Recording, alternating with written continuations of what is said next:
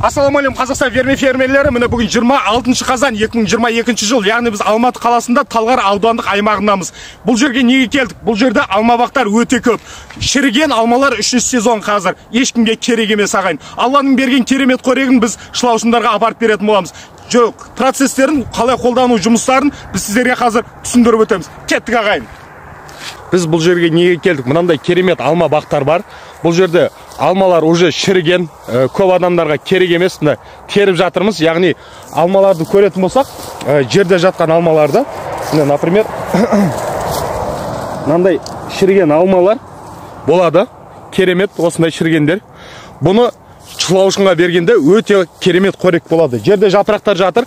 Жапырақтарды, осы алма талдан түскен жапырақтарды теріп алып, жаңа тырнамен басқаменше міне талдарды көріңіз, неше түрлі алмаларына. Асын бір тепсеңіз пытырлап түседі.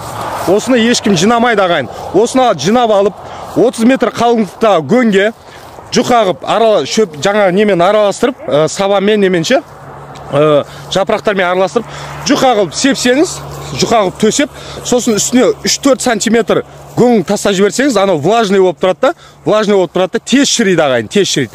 Сол кезде өте керемет қорек болады ағайын. Міне, талды көрдіңіз ба? Мана, бүйтіп жүрсеңіз, патырлап түседі. Алма тал деген жетеді ағайын. Мына жерде гектар алма талдар бар.